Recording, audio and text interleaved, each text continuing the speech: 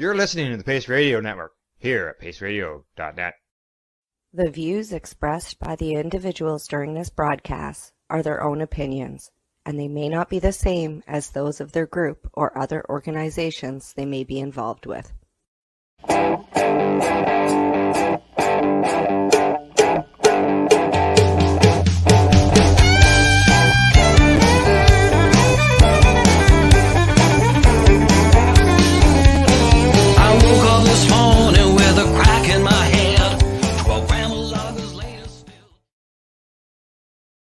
Hello, everybody, and welcome to the Pace Radio Show. We are live here on the Pace Radio Network's website, our YouTube channel, Facebook, Roku TV, Apple TV, Fire TV. We are on TV everywhere. Tamara, how you doing? I'm good. Apparently, we're on TV. Yes. Yeah, we're covering more ground. We're reaching more people. We're spreading our wings. That's awesome. I'm excited. I'm excited for this. I've got, a little thing up my sleeve that I'm working on behind the scenes too. So, I'm excited for all of us. It's a huge step. Yeah, that's great. So, what are you up to today? You sent me a message. You just got home, been busy, crazy, running around. No, we just I worked, doctor. And then I had I had a meeting with my MLA. That's why I was just kind of like on the cusp of just barely coming in late too. So, just working on it. It's winter time, so back to being, the road watcher, and then I'm working full time. So things have changed, right? So I've got all these other projects when I had no other job, and that I maintain too, like, keeping main roads accountable. And then I got the Shelter for the Ukraine Society and a full-time job, and then a sick kid. So yeah. Well, hey, it's doing the road thing, that's like public service. Yeah, and I've been doing that. I'm a stakeholder with the Ministry of Transportation in British Columbia. I'm the only private citizen that holds a stakeholder's position in the province, and I've been doing this for 7 years. So it's something that I worked for to get, and had to go protest at the MLA's office with signs and like that. It was the same by activism, from cannabis took into, public service, doing something else. And that's how I introduced myself to Cranbrook. And then I told them I was a cannabis activist, and then nobody cared. Yeah, that's right. You go in one way and then you let everybody know what's really going on. Well, yeah, because somebody made a comment one time on the page about, some pothead, and I says, well, I'm a pothead, and I've been helping you guys for the last 3 years maintain this contract and keep this contractor, and I've got a stakeholder's position, and they knew I was a pothead when they met me too. I was very open about it, and they didn't stop me. They didn't care. And that's a nice thing about being maybe in British Columbia, or being the fact that we were on the cusp of legalization too. I mean, we were pretty close, but I was also medically licensed, which made a difference to them as well, right?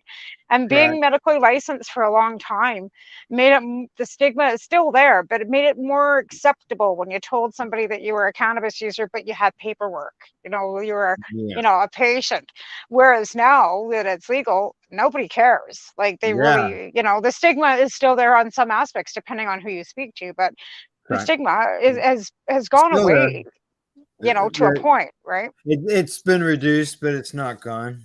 No, absolutely not. No. 90 years of prohibition, it won't go away overnight. So. No, absolutely not. But we were laughing about that today at work, about prohibition in the dirty, the 20s, and, the dirty 30s, and how, people that are in their 80s and 90s are a little more laid back than people that are in their 70s. And, the reason why, because, they had to go and sneak around for prohibition, and, everything was taboo. So everybody was a little bit on the, risque side, right? Right. Yeah. So, well, hopefully someday it'll just be so acceptable that nobody's even going to care completely, and it'll just be, like where I used to live. As you know, they were against cannabis stores, but yet they're celebrating a place that has a liquor license opening up. You're kidding. You're kidding. No, they're celebrating. Everybody loves it. It's a nice restaurant. It's got a liquor license in it. Yeah. So they're all celebrating, happy for them and everything, but they said no to a cannabis store. No, they'd rather have a bunch of people that, drink alcohol and get violent. Because Like, I've never met people that just smoke cannabis and get violent. I've seen people drink alcohol and get pretty violent. Yeah, I know. Yeah, so bad. Yeah, Unbelievable. yeah, it's not good. Unbelievable. Yeah, Unbelievable. But again, that's the difference between, I guess, acceptability and non-acceptability. yeah, Because yeah, and eventually someday, well, things have changed, but it takes, unfortunately, it takes. It's sort of like another brick out of the wall, it's along the Pink Floyd end of things, because that's what's happened with prohibition, and all the way through it, patients have been pounding away at it, and things are getting better and better and better. They're not there yet, and here we have, just the other day, we've had another brick taken from that wall, and see what happens going forward from that as well. right. See, Yeah, and every step that we've taken as patients has made it better and paved the way for this transition to begin with. Yet they want to yeah, keep punishing the people that got them there. yeah, I think exactly. that's what just kills me the most is Yeah. like, Well, recently we had Pat mhm, Warnecke on. We talked to him about the case. He couldn't, absolutely, yeah, he couldn't say a lot then. Now there has been some documentation that's been released. So I'm not sure where it's actually sitting at right now, but what we're gonna do is we're gonna talk to Ross Middleton of CTCP, Canadian Therapeutic Cannabis Partners, and Ross was with CTP, was an intervener in there. So why don't we talk to Ross about what's going on, and let's introduce him. G'day, Ross. absolutely. G'day, Ross. How you doing? Good. How are you guys doing tonight? Not too bad. Not too bad at all. You were just before we went live. You were telling us about some major. You guys got a bunch of snow down there. Just before We we go did, into the yes. topic. It's funny because Al lives in Campbellford, right, or in that area north of Campbellford, Havelock. right? Yeah. Havelock. Yeah. And Belleville would be kind of like equally distanced to the east, right? Yeah. And we're in Frankfurt in the middle. So you're talking about maybe a half-hour drive from your place to Belleville, right? Yeah. 45 minutes. Yeah. And so we're right in the middle, and we got 2 feet of snow, just like off the lake. The streamer came off Lake Ontario. It was just this little river of snow. And we got 2 feet of snow, and you guys got what, 4 or 6 inches? I got 4 or 6 inches. I don't know. Our snow is almost gone. I see grass. I see the grass coming out of our snow. The snow is sliding off of my roof, my metal roof, and it's this thick. It's like that thick, and it's coming over the edge like a glacier. Oh, I've never seen anything like it. It was just crazy. It was insane. A good thing I got a snowblower. It's a big one. Good, right? good. All right. Well, let's get into this case that has been going on here. Like I said before, we brought you in. We had Pat Warnecke on the program afterwards, after the decision was sort of announced, but there was still a publication ban on it. Recently, there's been it's been printed out in Canley or whatever, I can't pronounce it properly, about the decision, and you're an intervener on things. So want to fill us in as far as where things maybe are, whether you want to go through this decision in paper, or how you got involved and why you got involved. Let's start with that first. How and why you got involved. Okay, how I got involved was having a relationship with Paul Lewin, who's a very good lawyer and was Jerry Martin's lawyer in this particular case. Knowing that I've done other affidavits for Paul and for Jack Lloyd too. In other cases, some of them were used, some of them were not. In this case, there was a valid affidavit filed by myself, basically telling about my experiences with cannabis and how it affects this case and some of the things that I'm missing in my needs as far as a medical user, right? I did ask Paul if he would come and join us tonight. But unfortunately, he says that regardless of the fact that Canley has actually published the actual ruling, and there's been an article in a paper out in Saskatchewan, I guess it was Saskatchewan, that talked about the case, there is still a publication ban in place. Wow. So Paul says he wanted to come on, but as he can't get any closer to this case than he is, out of an abundance of caution. He's going to continue to respect this publication ban. So he's just he won't talk about it, and that's why he bowed out for tonight. Yeah, and I completely respect that. That's. But being part of the case, I was there for all the testimony. Okay, I was on Zoom through the whole thing. I saw the whole case start to finish, every witness, every statement, everything that was done. An amazing job by Paul, okay, and not just Paul. Paul was Jerry Martin's lawyer. And by the way, the case, we talk about the Allard decision and we talk about the Smith decision. This one's going to be known as the Seeman decision because it's Rv Seeman et al. Okay, so included in that is Jerry Martin. And Jerry Martin is, that's who Paul was representing, was Jerry Martin. And let me see, the other lawyer was Mark Berg. Mark Berg was the lawyer for Seeman and Warnecke.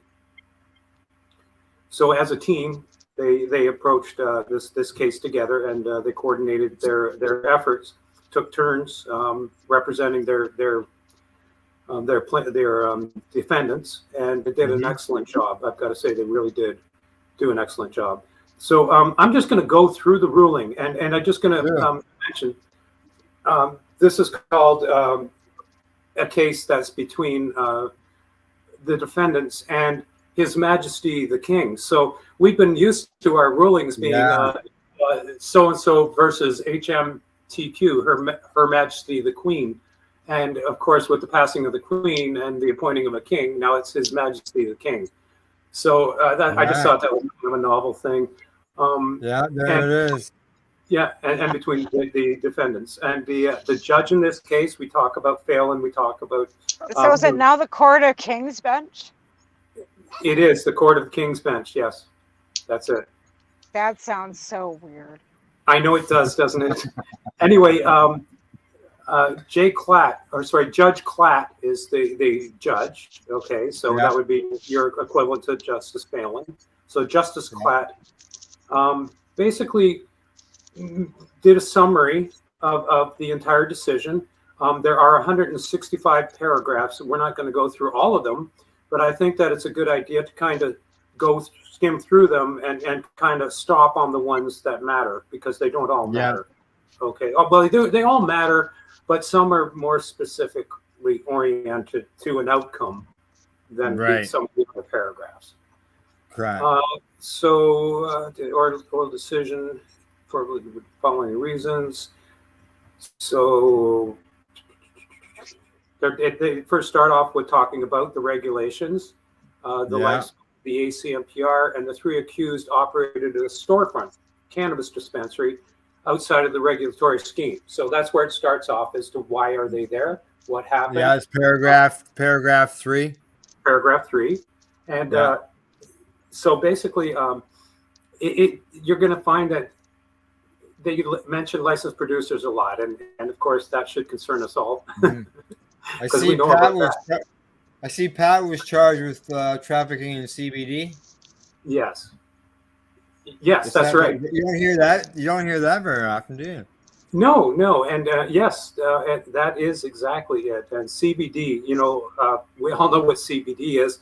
It is one of the most medicinal ingredients in cannabis. So harmless that it actually heals. right? Yeah, exactly. And yet it's illegal.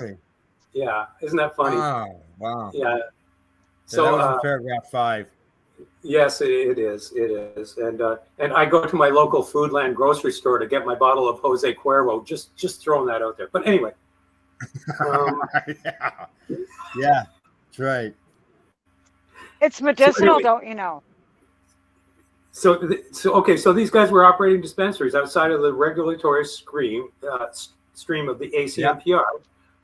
They weren't licensed under any regulations, but they did it anyway as a form of protest, I guess. And I think the judge understood that, because she understood that access to cannabis to medical cannabis is very important, and that in-person access is lacking. So they went through the actual charges against all of the defendants in 6, 7, 8. They talked a bit about the hemp regulations in 8, because this did have to do with CBD, and you can have hemp with very high amounts of CBD, but you can't have any THC, right? So that's what hemp is. So CBD is accessible through the hemp regulations, but you cannot use hemp flowers to make any. Number 7 is interesting too, where all of them are applying for a declaration that the prohibition against in-person distribution and selling of medical cannabis is of no force of effect. And selling and sharing under Section 5 of the CDSA violated Section 7 of the Canadian Charter of Rights and Freedoms. So already here we are back to Section 7, right? And Section 7, it is at the heart of this. And wasn't Section 4 and 5 of the CDSA already ruled in a previous case about not being in effect for patients? And the Smith ruling, yes. Yeah. So yes, it's the prohibitions. We were supposed to know. That's where the sharing came in. Yeah, under Section 5, right? Correct. But what sections were used in the actual ruling actually were Section 7 and Section 1. So, and we can continue down and kind of look at that. So going down, you're going to see cannabis all the time, and cannabis and marijuana. Let me know what paragraph. So that was out of 9. Anyway, we're going to 10 now. Winding road, and this is the judge speaking. It was a winding road to the regulations that we are now at the heart of this matter. A winding road is a great way to describe it. All these rulings, all these court rulings, and ins and outs. For sure. And the ABCs of cannabis, right? Yeah. The alphabet program. And it's helpful to review the jurisprudence of the legislative history of the regulation of cannabis, right? And that's where she starts. She starts with 1999 with the Rv Parker. Yes. So Rv Parker, that's 1999. That's 23 years of violating people's rights now. So isn't that awesome? But anyway, that led to the MMAR. Okay, and you see that in Section 11. Section 12, they talk about certain parts of the MMAR being struck down. That's the Hipsig case. Yeah. Section 13, in response to... so let's just keep going here. Okay, now they talk about Rv Smith. Okay, Section 14. Yeah. Right? MMAR is still in effect, and Mr. Smith was charged. It raised the Constitution. He wasn't even a patient. Pardon me? He wasn't even a patient. That's right, he was not. Yes, and that is the odd circumstance, because usually patients are at the heart of a particular case. Like, mind you, he was caught producing baking cookies for patients. Yes, and that is true. Those scary society things, cookies. Yeah, cookies. Come to the dark side. We got cookies. Yes. So in that ruling, The Supreme Court agreed with the majority of the British Columbia Court of Appeal that the restriction of medical marijuana to dried forms limited the liberty and security of the person in an arbitrary manner, violating Section 7 of the Charter. So that was that one, and that was the Smith ruling and all of that. And then read the next line. Read the next line. And yeah, Section 4 and 5 of the CDSA were of no force and effect to the extent that they were prohibiting persons with medical authorizations from possessing cannabis derivatives for medical purposes. Yeah. So yes, Section 7, there it is. Yeah. And it was Section 4 and 5 of the CDSA, the CDSA, the Controlled Drugs and Substances Act of the time. Then came Ballard, right? Yeah. 2016. So basically that had to do with the Phelan saying that the MMPR violated Section 7 because they unreasonably and arbitrarily restricted individuals to obtaining cannabis only from LPs. In striking down the MMPR, he gave the federal government 6 months to enact constitutionally sound regulations. So that brought us to 2016, and Parliament enacted the ACMPR, right? Yeah. Again, this is the judge. This is Justice Klatt that is pointing all of this out, and this is all the previous precedent that has been set in law, and that's what judges refer to when they make decisions. And the more of these decisions that are made, the richer the content becomes, and the I mean, just look at where it's good to see, and it's good to see. Well, these are all precedent-setting cases. If you can't change it. That's the way it is. Exactly. Like, you have to go back on that. Like that's how they rule, right? Yes, and I'm seeing a hysteria right now, especially online, where people are concerned that this new consultation thing that they've got going online, that they're going to take away the medical program. And I got to tell you that the stupidity of the people who wrote those questions is just so deep. I don't know why they would even suggest that somehow they should ask the question about, is a medical program necessary, or can people get their medical cannabis from growing recreationally? I mean, what kind of stupid, can I swear? Is that okay? Because absolutely. Go ahead. What kind of fucking question is that? You know? Well, I pointed out, you know what I pointed out, Ross? Health Canada allotted patients 5 plants for 1 gram. So that means that Canadians can't legally grow 1 gram of cannabis growing 4 plants recreationally. So in reality, like, how can that be helpful to a patient if you're not even allowing 4 or 5? Like, exactly. So, you know, it's absolutely absurd. It's crazy. It ain't going to happen. And I'm trying to tell all the people that are so concerned about this questionnaire. Again, I don't know what dummy wrote that, but obviously they are not aware of the history that we're going through right now. Okay? You can't do that. You're not going to do that. It ain't going to happen. In fact, the ACMPR was just struck down again because it violated our Section 7 rights again.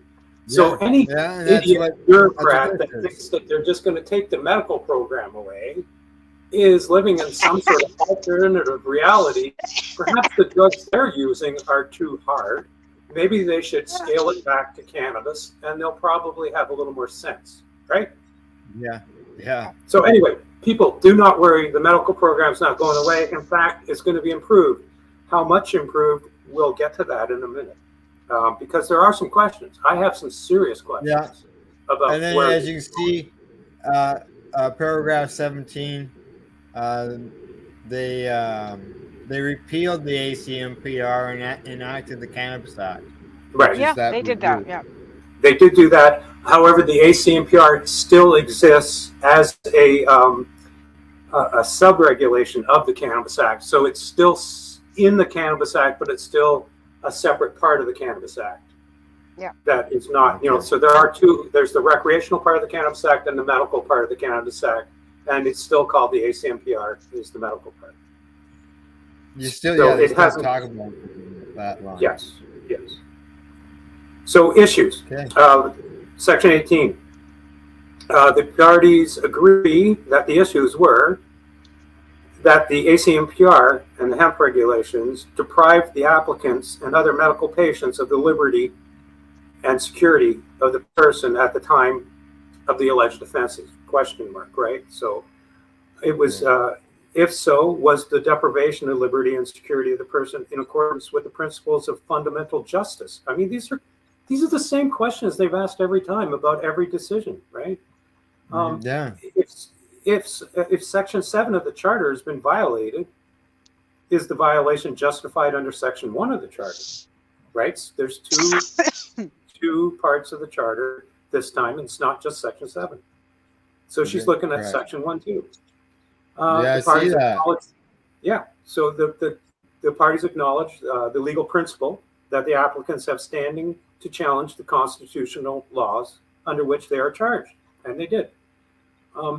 Number 20, the Crown concedes that because the offense contemplates incarceration as a possible punishment, there is a deprivation of life, liberty, and the security of the person. Oh, geez, where have we heard that before? In addition, the Crown concedes that the delay in the distribution of medical cannabis, in other words, no in-person access, engage the security of the person's interests. Thus, the inquiry is on this point proceeds to a determination of whether the deprivation violates the principles of fundamental justice. So going to 21, we start with the evidence. Affidavits were filed. I filed one of them. Some of them with voluminous appendices, which means that they had a lot of backup material, okay, to back up what they were saying. The applicants, they talk about Mr. Warnecke, authorized under the MMAR, who began his own, growing his own cannabis, made his own extracts, topicals, and, as we know, started to sell them on his own. In December 2015, he opened, technical issue, he opened a dispensary called Better Buds. Better Buds Society. Yeah, so Better Buds was raided. He was charged. With a number of Mr. Warnecke. Let me see. Mr. Warnecke. Now he complained about he provided CBD oil, and right. Well, you see here, this goes on about the 30 milligram limit of THC per milliliter of oil provided by LPs, right? So this is what the Cannabis Act says. It limits to 30 milligrams, right? So that was also found to be in violation of our rights. And I'm not sure, but I think that might be the Section 1 part. We'll carry on. And it's good to see in 23 they mentioned that in Pat's business there, that he required patients to have a valid license for the people that he was dealing with. So he did. So he knew all the compassion clubs did. Yeah. They did. Oh, yeah, I remember the first time I went to COM, it was like walking into, like, there's a big guy standing at the door to show your paperwork, you know, and then you had to go through like this, like going into a jail cell kind of thing, a cage, and they walked you through this cage to get inside, and it was everybody's behind glass, and it was like, what the hell? Like, okay, it was kind of freaky, but yeah. And that's the way we've always rolled, right? Mm-hmm. So anyway, Mr. Warnecke deposed about LPs providing CBD oil with a maximum strength of 30 milligrams, and that's just not enough for some people. So basically, it goes on that say that he sold some concentrates provided by others, but also produced his own. Let me see, and we go on to in 26 about Jerry Martin, and he deposed that he used cannabis to stay clean and sober from cocaine and alcohol, and why not? Harm reduction, right? Yeah, that's amazing. Exactly. That's awesome. Yes. And I see that they say that he was making his oil with alcohol versus like with high grade alcohol, with food grade alcohol, not with That would be ethyl. Ethyl alcohol instead of isopropyl. And ethyl is definitely the superior product anyway. It makes better oil, and it's safer, and you can reclaim it. So yes. Yeah, when I see people making an iso, I go, what the? I know. Don't do that. I mean, it's so harsh, and it just strips off everything. There's no terpenes left. When you use ethyl alcohol, it smells like the weed you made it from. The oil does. Yeah. Right? So you know when you smell oil that's made with isopropyl, it just smells like oil. Okay, and then hang on there, Ross. Hmm? Keep your spot. We're gonna go for break. Okay.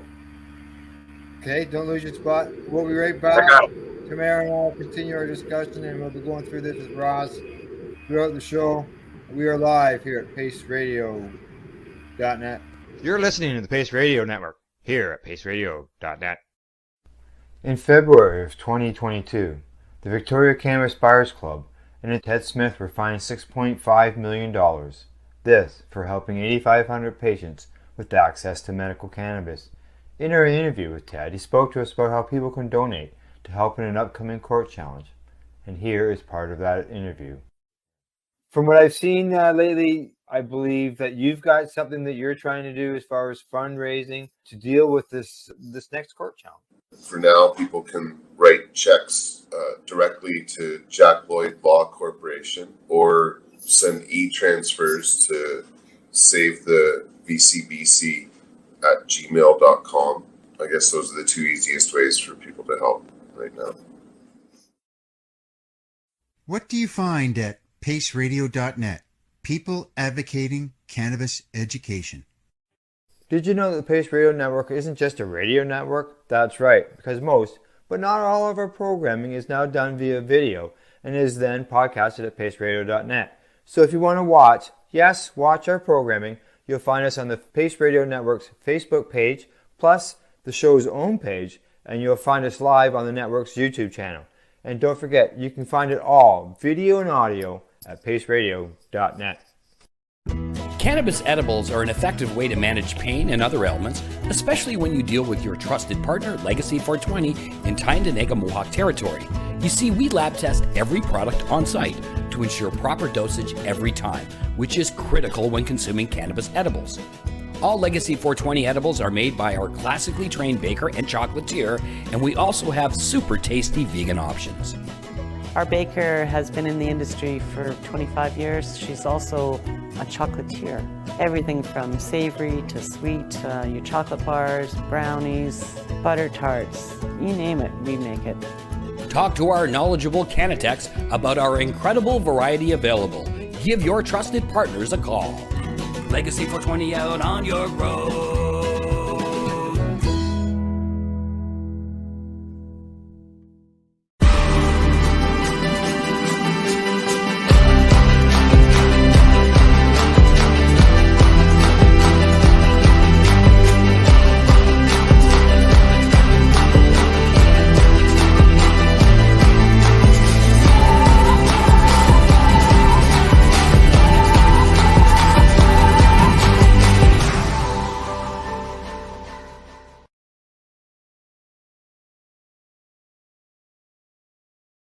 You're listening to the Pace Radio Network here at paceradio.net.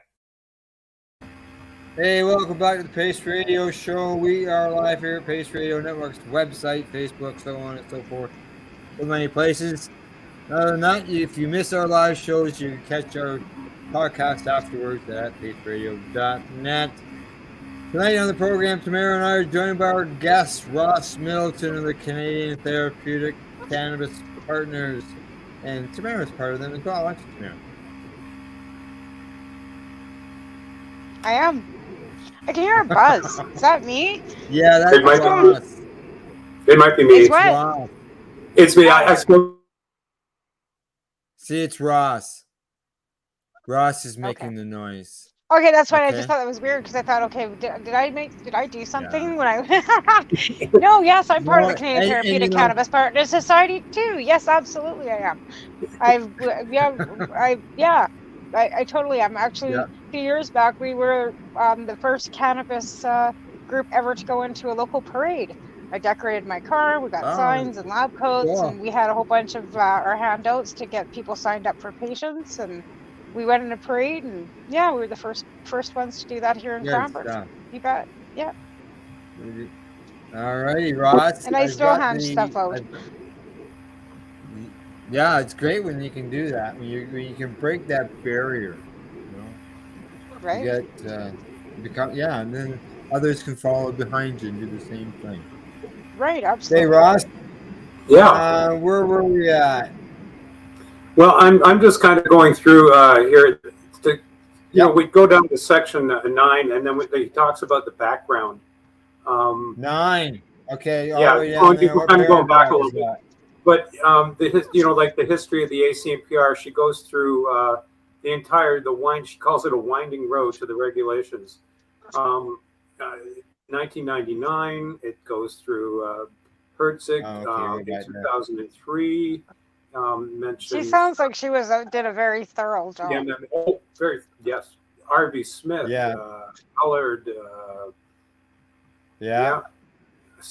And anybody watching? I see that. What there's like Myrna's not in there. Or what about Malmo Levine? And what about Howell? And there's a few that are missing. Obviously, those are earlier rulings. It starts with Parker, but I think it kind of goes with the major landmark kind of ones, and pretty much. And they could be because they're, because Murnoff didn't get into the Supreme Court.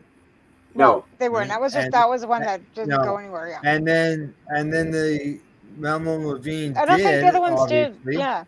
Mm-hmm. Malmo Levine did. They got there, but it wasn't on the map. It was a loss. Yeah, and it was a loss too, right? Okay. Yeah, it was a loss. No, I'm just wondering because usually like there's both sides of things, so you kind of wonder if they looked, Yeah. Just a question. Yeah. So if you go down, go down to number 18. Talk about the issues. Yeah. Yeah. So we talked about that before the break. Yeah. Yeah. So the issues. Did the combined effect of the ACMPR and hemp regulations and Section 5 of the CDSA deprive the applicants and other medical cannabis patients the liberty and security of the person at the time of the alleged offenses? If so, the deprivation of liberty and security of the person, in accordance with the principles of fundamental justice. These all sound familiar, don't they? Yeah. Section 7 of the Charter has been violated. Is the violation justified under Section 1 of the Charter? And this is a kind of a new thing for this judge. They could have fixed this problem a long time ago if they actually would have wrote the laws after Smith the way they were actually supposed to be written instead of interpreting them wrong. Or we wouldn't be here. Tamara, they've always only just changed it in little small little increments, right? Right? But even that 150 gram limits, we've been fighting and complaining about that for quite some time because we think that's ridiculous too, right? As patients. Anyway, go ahead. Keep going, Ross. You guys. Okay, so let's skip down to Section 20. Where the Crown concedes that because of the offense contemplates incarceration as possible punishment, there's a deprivation of life, liberty, and security of the person. Sure is. In addition, the Crown concedes the delay in distribution of medical cannabis also engages security of the person. Plus, the inquiry on this point proceeds to the determination of whether the deprivation violates the principles of fundamental justice, which, as we know, it did. Does. Yep. No more. It continues to. Evidence. There's several documents, and they don't go into the details of all the documents that were filed. They talk about the applicants, Mr. Warnecke, and his MMAR that he had at the time, how he made his own extracts, topicals, etc. 23, in December 2015, he opened Best Buds in Regina. We all know about that. Mr. Warnecke deposed that the LPs couldn't provide the CBD oil, of which the maximum strength was 30 milligrams. And we all know that 30 milligrams is a very small amount. And CBD has absolutely no effect on your ability to function, or it doesn't get you high or anything like that. It's straight up medicine. Why are you limiting it to 30 milligrams, right? So that's part of it. Right.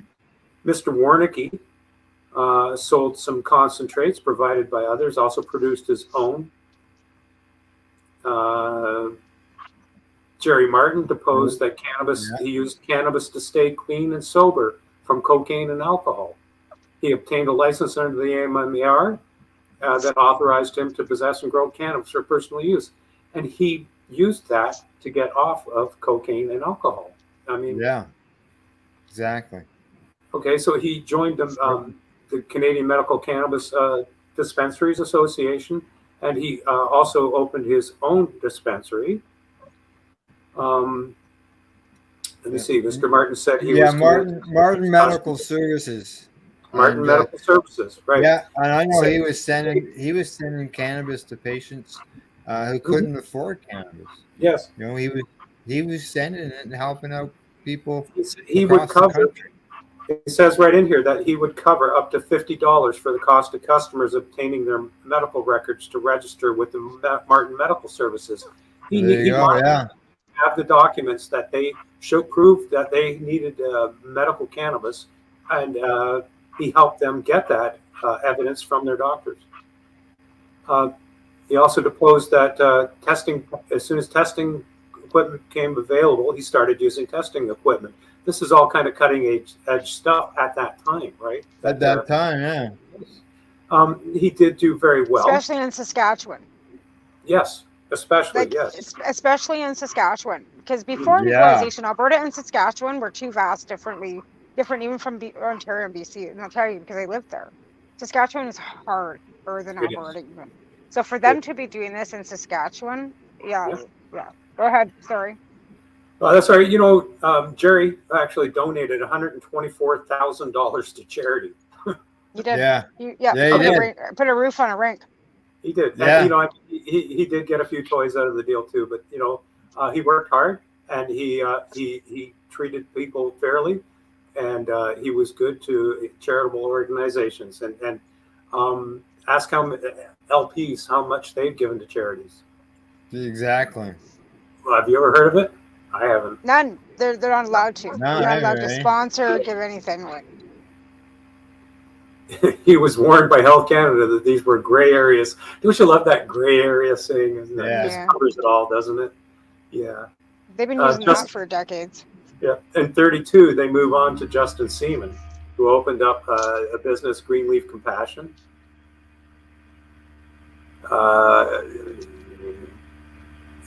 Yeah, so he was only selling to clients with a valid prescription. Right. And then they come down to section 2 with patients, 33, 34. They talk about all the different patients, of which I was one of them. These are all the depositions or that were handed in, affidavits. I wrote one myself, and it was in there. Again, there were very, very many of them. They couldn't put them all up there. She mentioned that at the beginning. Yeah. So you go down to, I'm down to 45, 46, 47. Yeah. So, that's a lot. Okay. And then 48. For sure. That's a lot of depth. Yeah. So David Kohlberg, I'm not sure. I hope I'm Kohlberg. I think the J is silent. Anyway, legal cannabis grower, countless crops. Yeah. Peace Naturals. He was their master. He's a master grower. He's the master grower for Peace Naturals. Physicians and experts, Robert LaPrairie. LaPrairie. Yeah. He said patients with multiple sclerosis, cannabis-based medications have proven effective in treating the signs. So, these are doctors that are Dr. Ira Price. That's a name that some people might recognize. He also spoke there as an expert witness. He talks about cannabinoid therapies, patient access to medical cannabis. So anyway, Ira Price has been around medical cannabis for a long time. For a long time. He's been in a lot of other trials too, and as a expert witness. Another doctor, Carolina, in 56. She's an expert in medical cannabis after obtaining her degree in medicine in 1999. She went on. and basically started to specialize in cannabinoid therapy in the management of chronic pain conditions. And I can attest to that as a chronic pain sufferer. Cannabis topical cream has been a godsend to me. I mean, it is the only thing that works on neuropathic pain. And thank God for that. Seriously, that's just amazing. Cannabis oil. Okay, ACMPR required patients to register with Health Canada approved LPs. They had to forward their medical document to the LP, and then the LP had to register you. And then, after a couple of weeks, you got your medical cannabis. And, if you were in a lot of pain for that couple of weeks, I guess, whatever. So no in-person access, right? So you got mail order. Or if you could not even afford it, because when it first started coming out, the affordability was like ridiculous. Absolutely. So there's that affordability issue too, and it's just crazy, really, the way they've treated cannabis. I see there, 58D, the LP online registration and order process presumed a level of computer literacy and access. And those patients with limited financial means or less formal education, and those who are older or disabled have difficulties navigating the online system. I can bingo. Yes, for sure. Yes, although it was possible for patients to place an order by phone once the registration was complete. Wait times were long. Patients without computer access had to rely on customer service agent to explain and review the various products over the phone. Isn't that convenient? Oh, wow. And then you have to have a special code to get in, and if you didn't set up and if you forgot your code, then you have to wait for them to email you back another code. Yeah.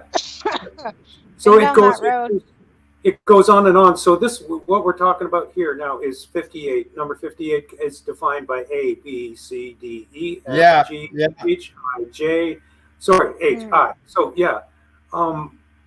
there's a lot of meat there. And they talk about doses and concentrations and all of the different products that can be produced by cannabis and the benefits that they have medicinally. It's a lot to go through. We couldn't possibly go through this whole thing in detail. So we're just going to go with the Reader's Digest version here. Dr. Landel, an advocate for the use of medical cannabis for some patients, her evidence was anecdotal. Complaints she heard from patients regarding frustration with the online registration ordering system, right? Dr. Stephen Getz. Dr. Getz said people in precarious housing situations typically do not have credit or bank cards and have more difficulty accessing technology. Others, Harrison Jordan, a lawyer, Mr. Jordan deposed that his research yielded, in 63, Mr. Jordan deposed that his research yielded the following information. All LPs had a minimum order requirement. Shipping times varied. ACMPR required the shipper to obtain a signature from the customer who placed the order when the parcel was delivered. And you know what do homeless people do? So the customer was not at the home when the parcel arrived. The delivery notice card could be left in the customer's door, but they didn't get their product. Correct. Shipping prices also varied from $5 to $25 per package. Where are you? I've lost you. So we're down to 64. Okay, there now. Okay. Yeah, I just got there. So Mr. McGuire was employed as director of the Cannabis Licensing Security Division, controlled substances. Yeah, okay. So he acknowledged that access to cannabis for medical purposes is very important to thousands of Canadians for the treatment of a variety of medical conditions, right? Yeah. Salient evidence, hospitals can only provide cannabis to patients in the hospitals. The hospital would need to order it from the LP if it is the same. Oh, Jesus, Murphy. ACMPR, Mr. McGuire. I'm just going down through all the different little, on to 67, 68. Yeah, basically just talking about the MMPR, LPs. See number 67. He says that 67. retail outlets were permitted with the enactment of the Cannabis Act. It became one more option that improved accessibility to patients. I'm just thinking about the question 5.2. Right, but that's the recreational retail outlets, right? Yeah. Yeah, but you know where this is going to lead to? This is going to lead to the pharmacy. No, I don't think so. Pharmacies already can have it and get it and sell it. They don't. I don't think. No, there's going to be dispensaries. They might not call them dispensaries, and it might not be that. I mean, we can get into the meaning in a bit, but just kind of going through the ruling here. Deprivation of liberty and security of the person in accordance with the principles of fundamental justice, namely the principles that the laws shall not be arbitrary, overboard, or grossly disproportionate. The objective of the legislation. And they again refer to all the different precedent-setting rulings. Going down to 78, the Crown agrees that the overreaching objective of the CDSA is to protect health and public safety, and says that because the ACMPR were promulgated under the CDSA umbrella, they incorporate the same objective. And I agree with that, sure. Going down to 79, the Crown also relies on the following in the background portion of the IRA statement, which refers to the purpose of the legislation. The purpose of the CDSA and its regulations is to protect public health, maintain public safety by balancing the need for access to these substances for medical, scientific, and industrial purposes with the need to minimize the risk and misuse or diversion while they were on their way to their local grocery store to buy their Jose Cuervo. Yeah, hey, that's right. Isn't that a mouthful of bullshit right there? Be careful with that bud. It might go off. Yeah, exactly. The Crown argues that the applicant's reliance on Smith is misplaced. Yeah. Well, they would. They would.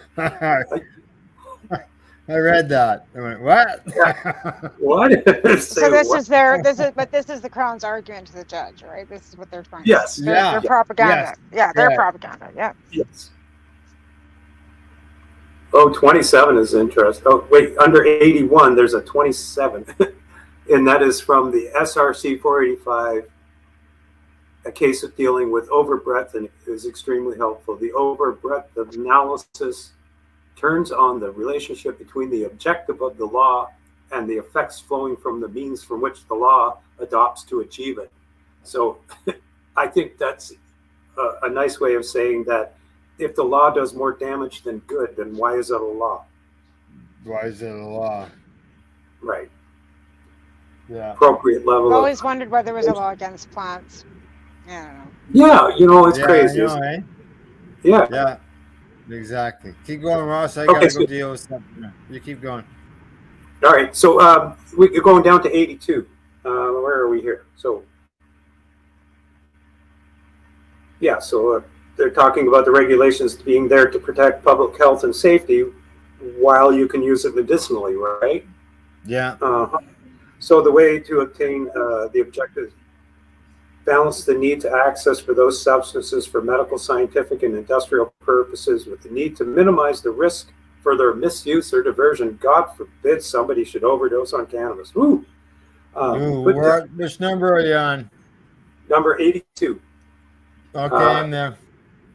Put differently, the ACMPR prescribed the means through which the objective can be met.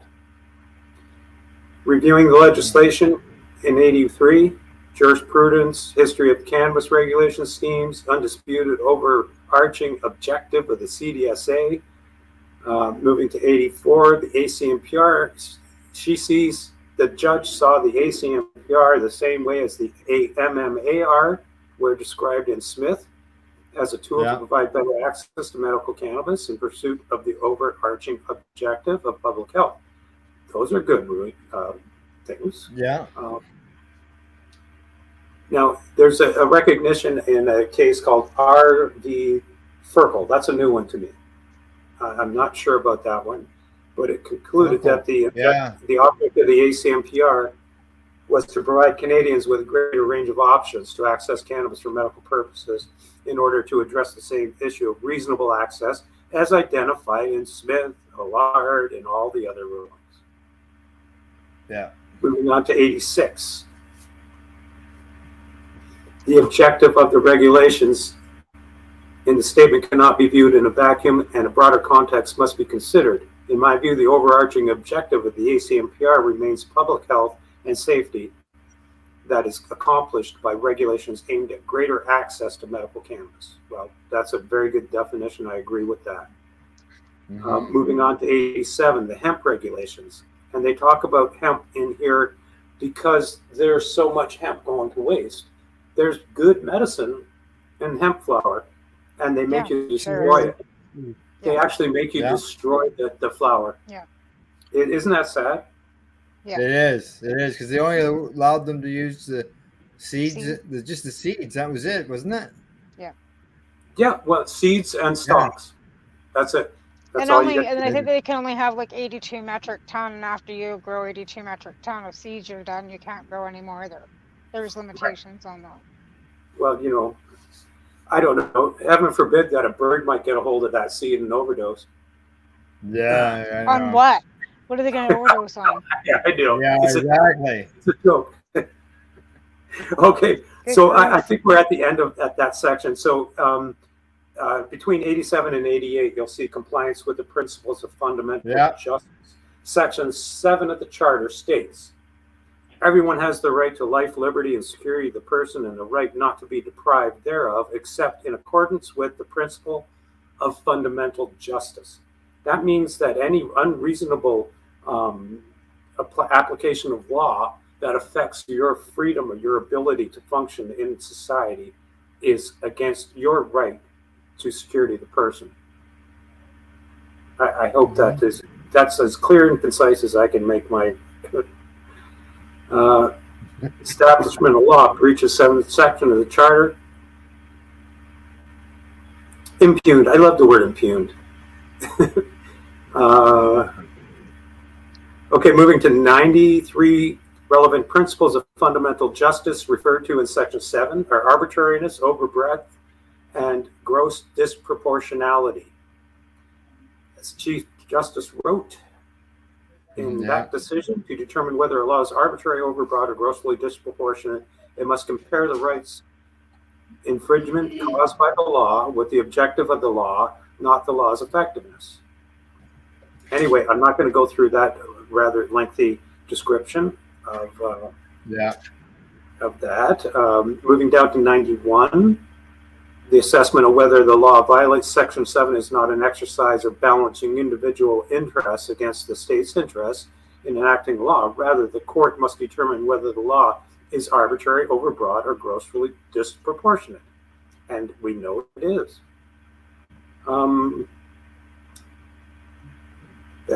These are the boy, she sure does cite a lot of precedent, that's for sure. She does, I know, eh? Yeah, moving down to 94, overbreadth refers to the law so broadly reaching in its scope that it captures some activity that bears no relation to the law's purpose. That's, all these things can apply. You can see how they apply just when you say them, right? Gross proportionality is concerned whether the law's effect is on section 7 rights is so grossly disproportionate to its purpose that they cannot be supported. That sounds,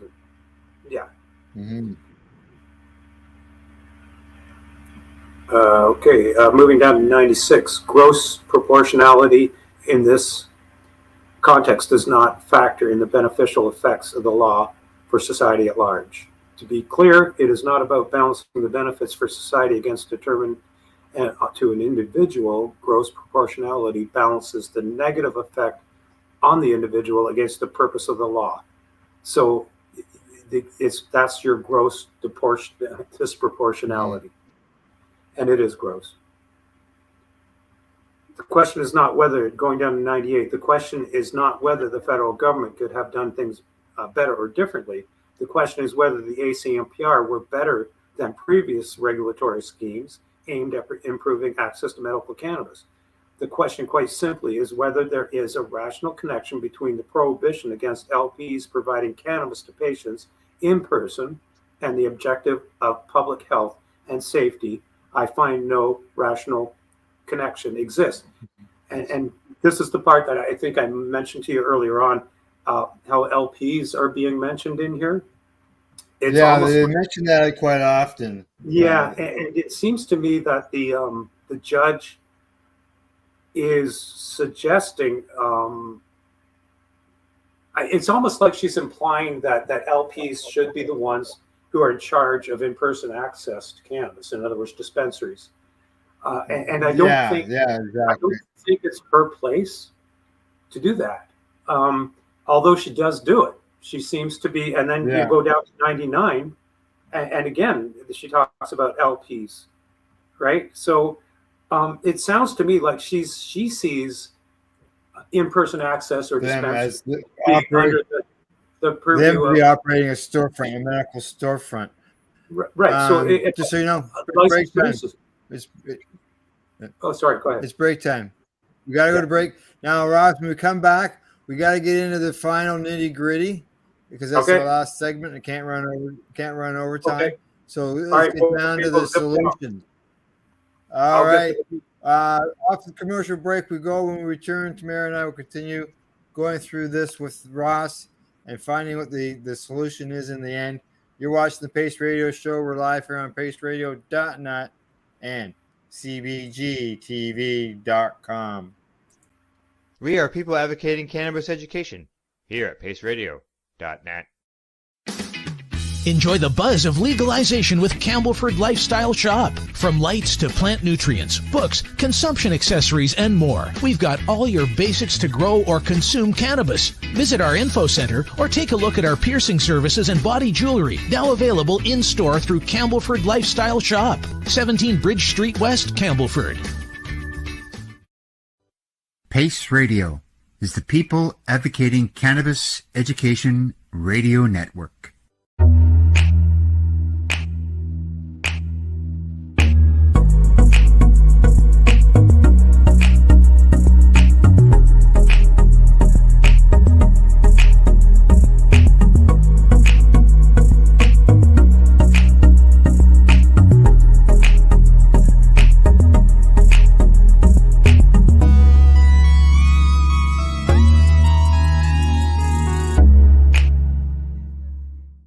Did you know that the Pace Radio Network isn't just a radio network? That's right, because most, but not all of our programming is now done via video and is then podcasted at paceradio.net. So if you want to watch our programming, you'll find us on the Pace Radio Network's Facebook page, plus the show's own page, and you'll find us live on the network's YouTube channel.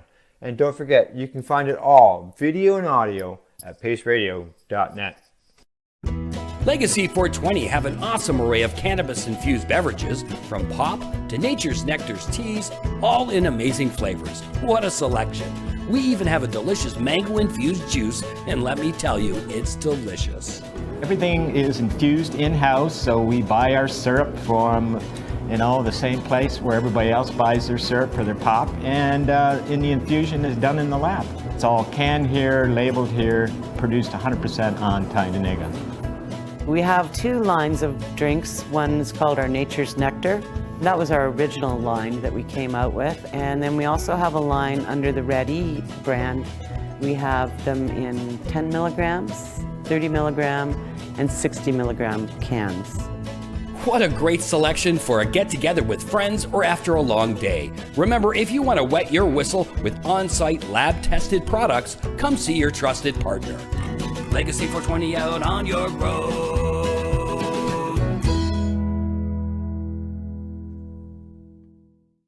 You're listening to the Pace Radio Network here at paceradio.net. Hey, welcome back, and thanks for tuning in to the Pace Radio Show. Tonight in the program, Tamara and I are joined by Rv Middleton of CTCP. And tonight we've been going through the Rv Seeman case, which has to deal with the recent decision that was handed down by the courts in Saskatchewan. Well, Ross, did you find what I needed to to the what we're going to be looking for, and that's the solutions to what the judge's solutions are to this case? They are extensive, and I wish there was an easy way to just kind of shoot through it. I'm down to 98 here. Right. So you see, is the prohibition against in-person access to cannabis, medical cannabis, arbitrary? Again, it gets into a lot of detail about whether or not the federal government could have done things better or differently. The question is whether or not the ACMPR were better than the previous regulatory schemes. Okay, the AMC, and moving down to 99, the ACMPR permitted only online ACMPR ordering to LPs. Going down to 100, the evidence establishes that while there were patient frustrations and established delays with the online ordering system, the problem went much deeper than that. There was considerable compelling evidence tendered in this application that satisfied me, the judge, that the prohibition against in-person dispensaries and limitation to access to online ordering resulted in delays and were determined to be were detrimental to the health of many patients. Big time. Okay. Pharmacological, clinical perspectives. Patients gave evidence, moving down to 102, patients gave evidence as the harm interruptions in their medication regimes caused. I sure, yeah.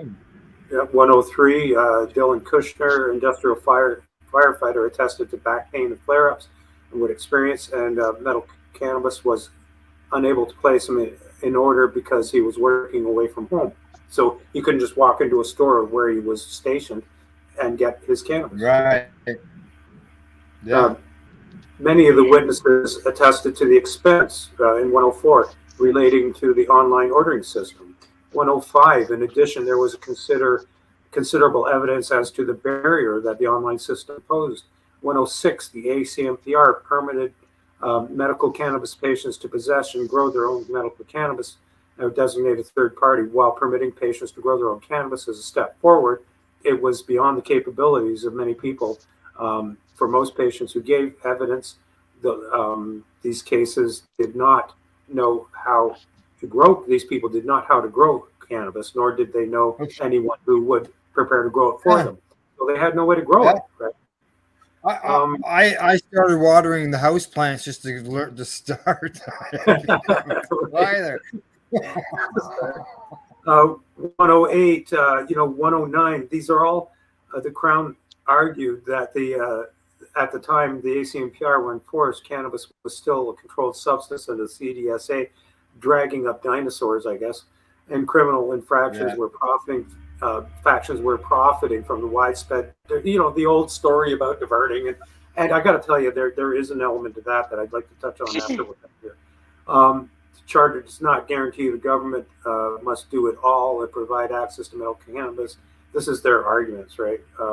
Crown's argument is rooted in the notion that the mail order system achieved the stated objective, which it did not, right? In 112, in this case, the evidence was overwhelming that the restriction to an online system of ordering and accessing medical cannabis undermined the health and safety of the patients.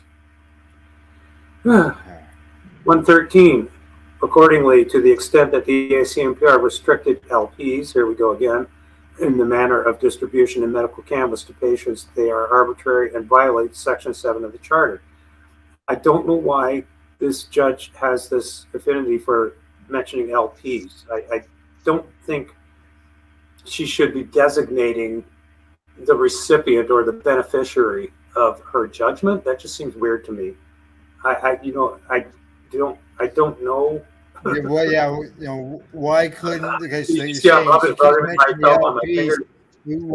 why couldn't a company employ a trained staff and set something up, either a storefront in a store or within a recreational store? Right.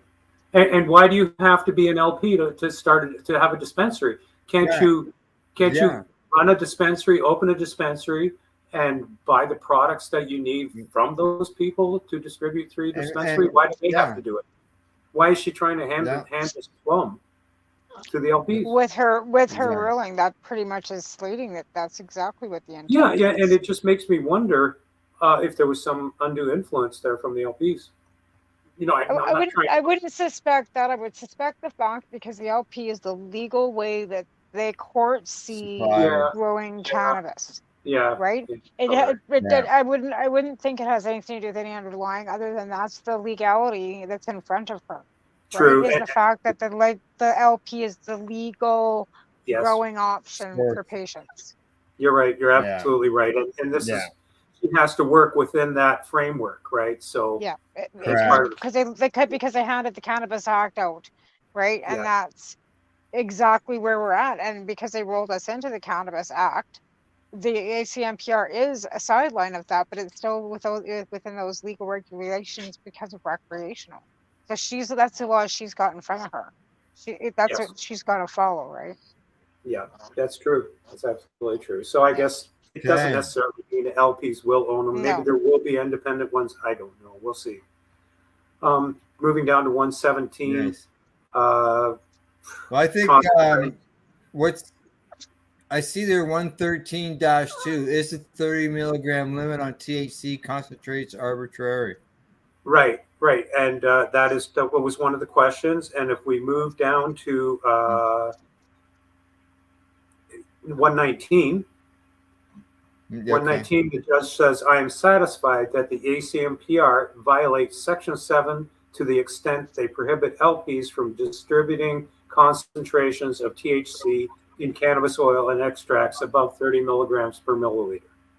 So that was struck down. That limit was struck down. So now, as far as that, because it says in cannabis oil and extracts, right? Like I'm just wondering, would that have any effect on the 10 milligram limit when it comes to the stuff at the stores? Oh, you mean recreational? Yeah, no. Recreational. I think that there's other reasons for not having a 10 milligram limit on recreational. I mean, we can talk about recreational if you want, because there's a lot of stupid shit there too. Right. For example, the drinks. Okay, the drinks failed miserably. In Belleville, there was a company called Hexo that tried to open a drink factory, and they failed. Nobody was buying it. It's 10 milligrams per can, right? Yeah. And you've got to drink 6 cans to feel anything. Yeah, and each and you can can only buy costs 6 like $8, right? You know, it's like nobody's drinking, right? Well, they put a limitation on them at one point too. You could only buy so many of them at one point, where you could only buy like a 6-pack and a 4-pack or something.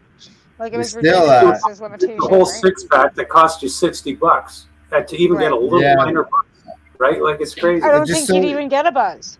If you got a buzz. Yeah. Just so you two know, I have extended the program so we can go past our time. Don't worry about the end time. Okay, well let's move on. I'm liking. I have the button. It would be impossible because we're already halfway there, and there's just way too much to talk about. Because all we're doing now is going through the rule. We have had no time to discuss this. it starts to get interesting at 119. Let's move to 119. I'm satisfied that the ACMPR violates Section 7 to the extent that they prohibit LPs from distributing concentrations of THC. 120, giving my findings on the arbitrariness, I do not consider whether any of the impugned laws are overbroad or grossly disproportionate. Industrial hemp regulations, she gets into about how there's CBD and it can't be used because the regulations state that the flowering heads must be destroyed, which is a big waste of medicine right there. Is. In 122, she says there's a little evidence before me relating to the industrial production of hemp. So she has no opinion on that. But we all know what we think, right? 123. To establish a law breaches Section 7 of the Charter, the question is whether life, liberty, has been denied by law, inherently bad, grossly disproportionate, overbroad, arbitrary effect on one person is sufficient to establish a breach of Section 7. Accordingly, in 124, accordingly, the application with respect to the hemp regulations is dismissed. So I think that means that she's not changing the hemp regulations. Yeah, that's what I read it as well when she says dismissed. 125. Okay, 126. This is talking about section 1 of the charter. Yes. Yes. So yes, once Section 7 breach has been established, the onus shifts on the Crown to justify the deprivation under Section 1 of the Charter. Section 1 allows reasonable limits on charter rights if they can be demonstrably justified in a free and democratic society. To be specific, under Section 1 of the Charter, the Crown has the burden of proving on a balance of probabilities that the infringement of rights projected by Section 7 is reasonable and demonstrably justified in a free and democratic society. That's a mouthful right there, man, I'll tell you. But I think what we get is that Section 1 and Section 7 overlap in certain areas. Yep. Okay, 126. Charter, just we're not going to get into that. 127. Okay, 128.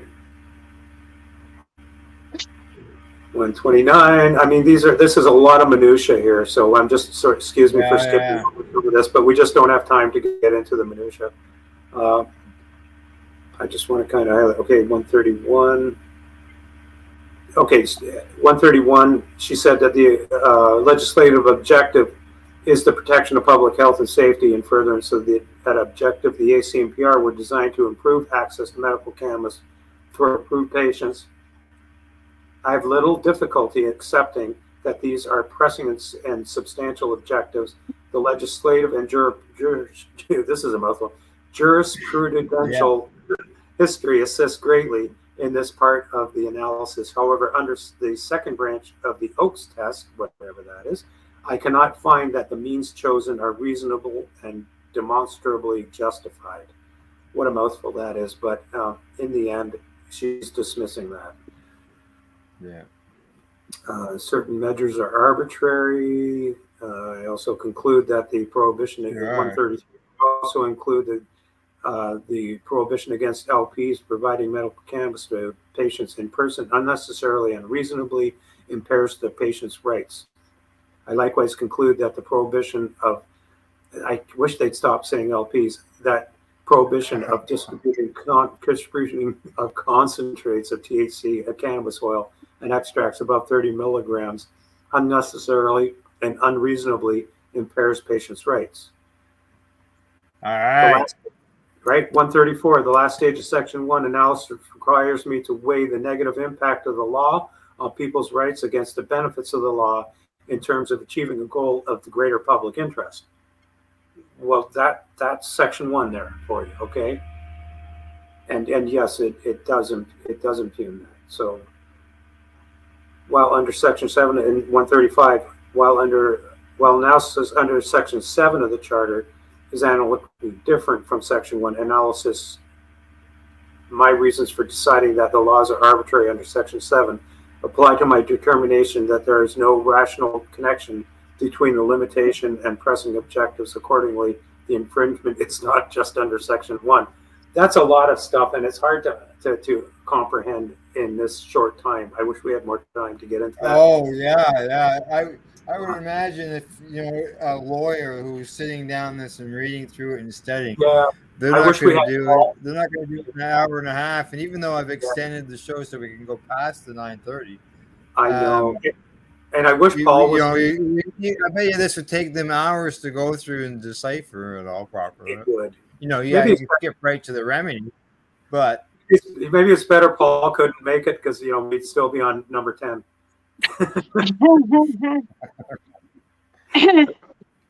Okay, but I mean that's like a good comprehension of it, and it's hard to decipher through legal jargon if you're not, you don't know what it all means, right? Right. Yeah. All right, so the remedy.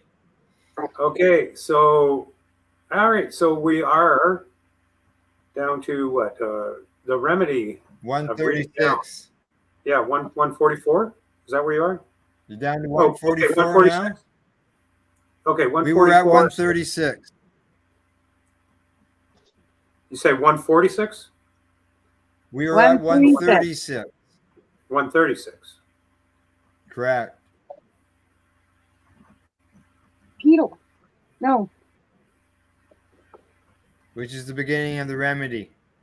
Right. Right. But it talks about industrial hemp and yeah, okay. So where 137 applicants argue numerous provisions of the ACMPR there would be, however, there's nothing unconstitutional. Okay. There's a lot of minutia here. The Crown recommends 139 tailored remedies should only be guaranteed when a court can fairly conclude that the legislature would have enacted the law as it would be modified by the court. And all that means, I think, is that the government didn't act. Well,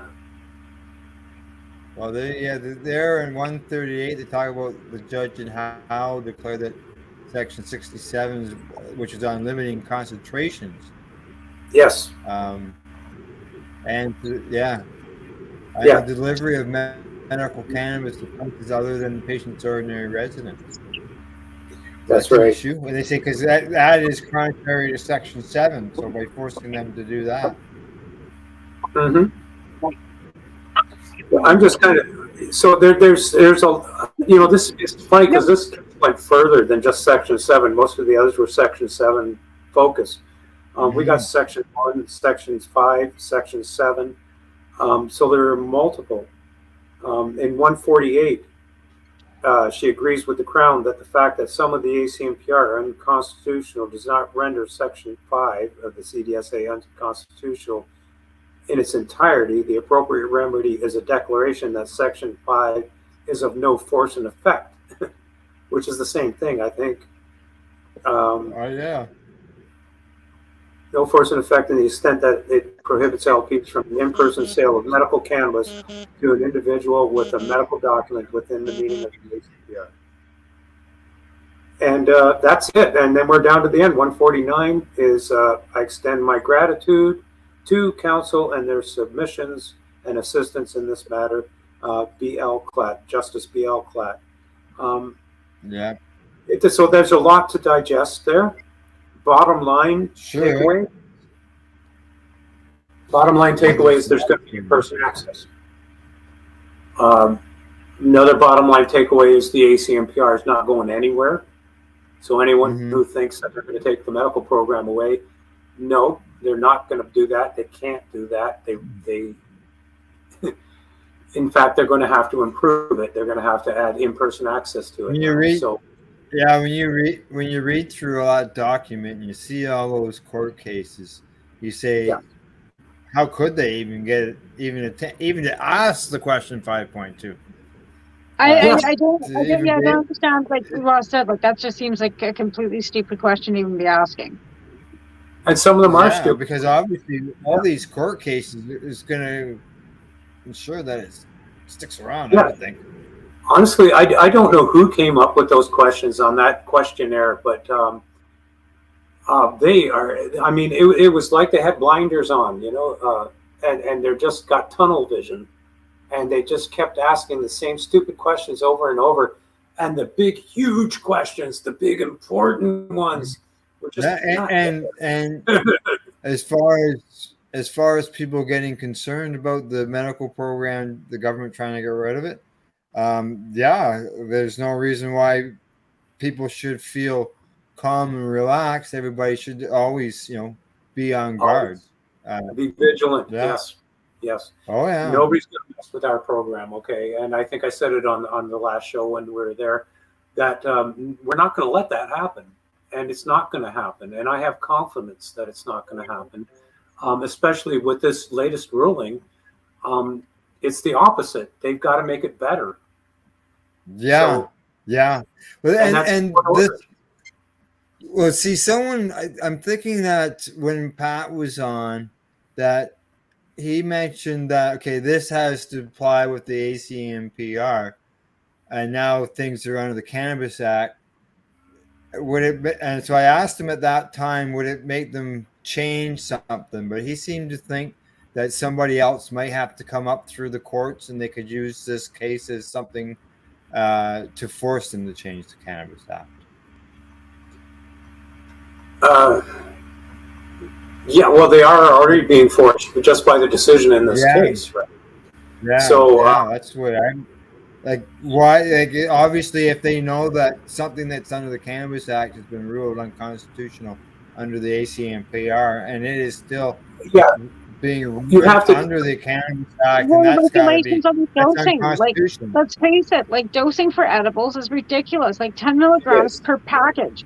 Maximum 30 for tincture, like, and then to be honest, like they're not even supposed to, they can't talk about it, they can't recommend anything like to anybody in specifics in these legal stores, yet they've got these edibles that people go in looking for medical purposes, and it's 10 milligrams per package, so, or whatever it is. I don't buy them, so I don't really but it's like each candy's worth like 2.5 milligrams. Well, so you're not getting, you know what I mean? You're not getting like 10 milligrams per piece in that package. You're getting 10 milligrams per package.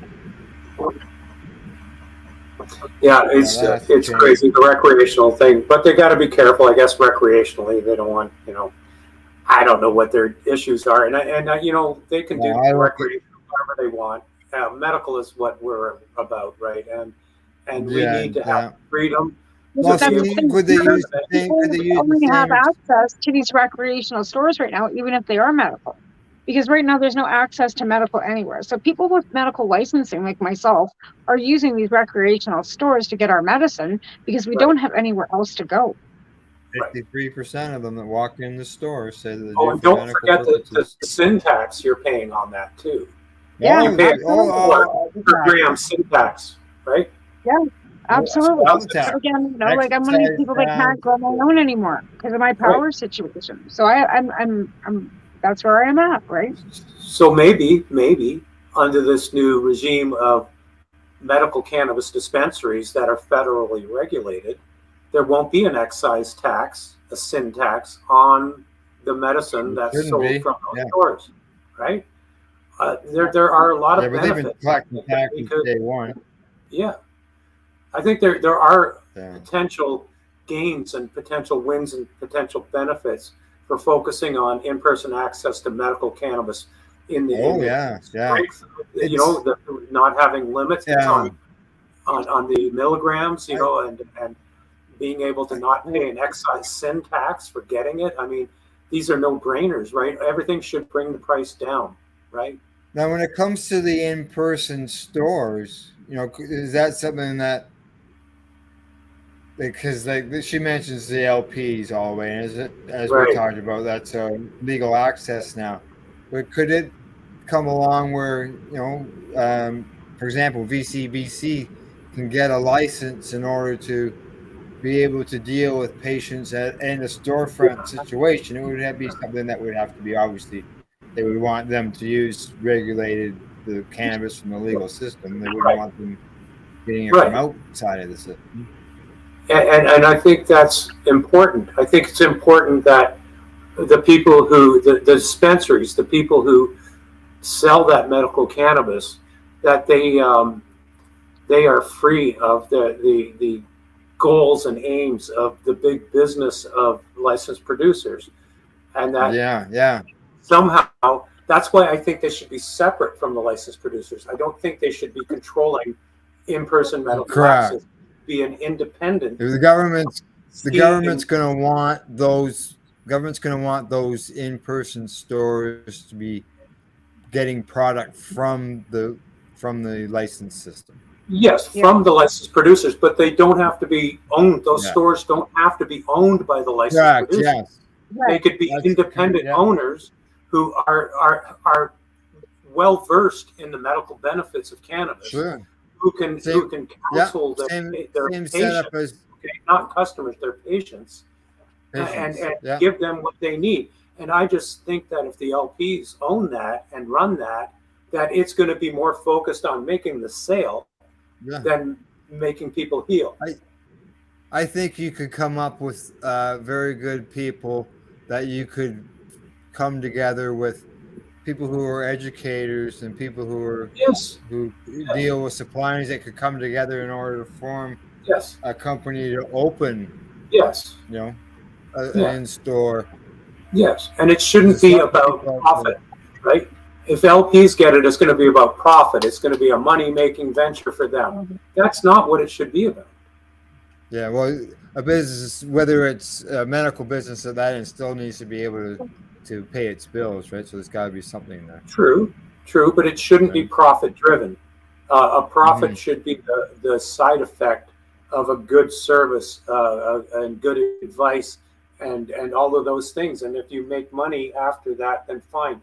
The priority shouldn't be on making money first and then helping people. Correct. Second. Oh yeah, 100%. Helping people first and making money second. But I think if you go to the LPs, it's going to be making money first. Yeah. Absolutely. Yeah. So they should not have it, in my opinion. No, I agree. I think we're the whole end of it will be where the product's going to come from, and they want it to stay within the legal market. And the legal market is these licensed producers, unfortunately. So I think that'll be a barrier. Yeah. At the end of the day, even for VCBC, because VCBC is not getting their product from the licensed production area, end of things. And that, again, that they would not be able to access, these stores would not be able to access their product from the gray market. They'd have to probably, get it from the same places that the stores are getting, right? That's, the government's never going to allow a gray market. Okay. They're never going to approve of it. If they did, it wouldn't be gray anymore, right? No, and it never will. And that's the thing. They're never going to allow that. So at the end of the day, we're still going to have people that are screaming this isn't medical. Yes. And I would love to see VCBC be able to have a federally regulated dispensary. Okay, yes, they'd have to get their product from LPs, but they would know what they're talking about. They would have the best interest of the patient in mind and not the profitability of the product, right? So yes, something like VCBC should definitely be allowed to get a license. Anybody who has that ability to help people get the medicine they need and put that priority first should be allowed to open a dispensary. The licensed producers have to be able to start producing the medicine in higher doses. Because right now they're only producing at a maximum because the government won't allow them to regulate it any higher. So that's where the LP is going to have to, get into into producing like gummies that are 30 milligrams each and, 50 milligrams each and have these, things change. And that's got to happen.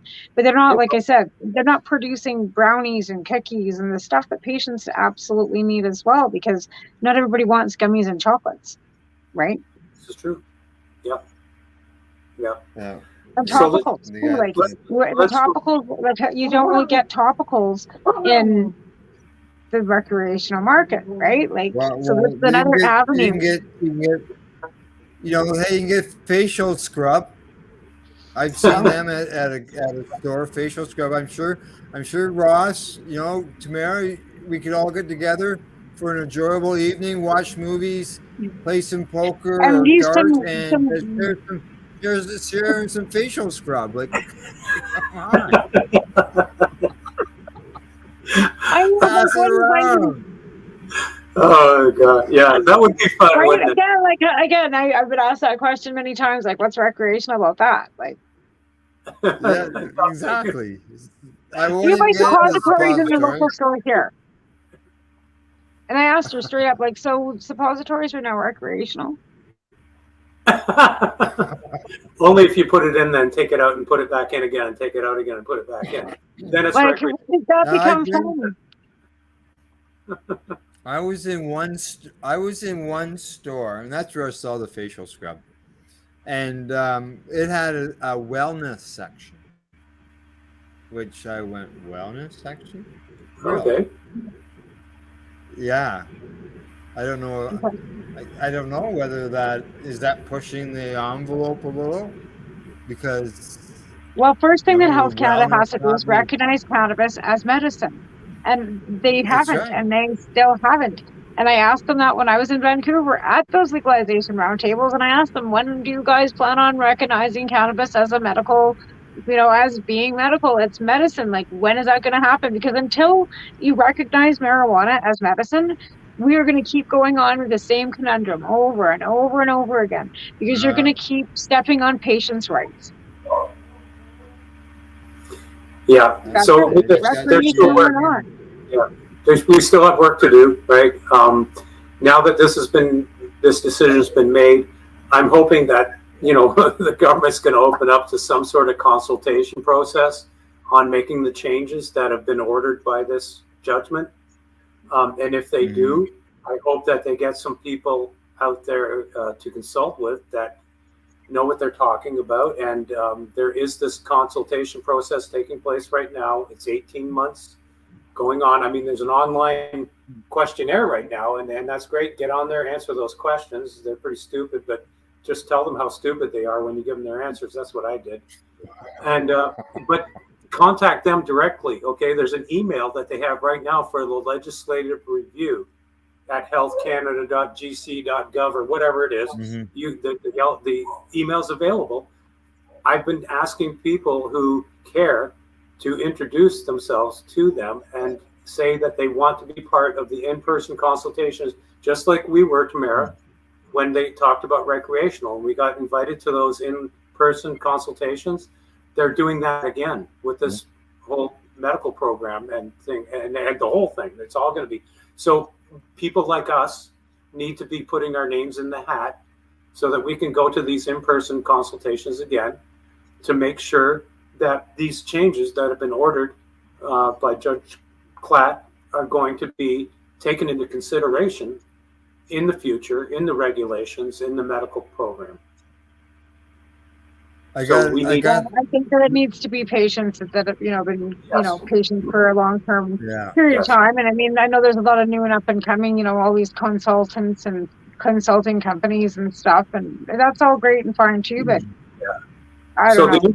The only dog in the fight should be a person's health, right? Not profit, not, business, not anything. Right. The number one dog in this fight is someone's health and the treatment of that health and their right to choose the way they treat their health. That's right. Access and affordability. That's one thing that we always have in our mandate too, is always access.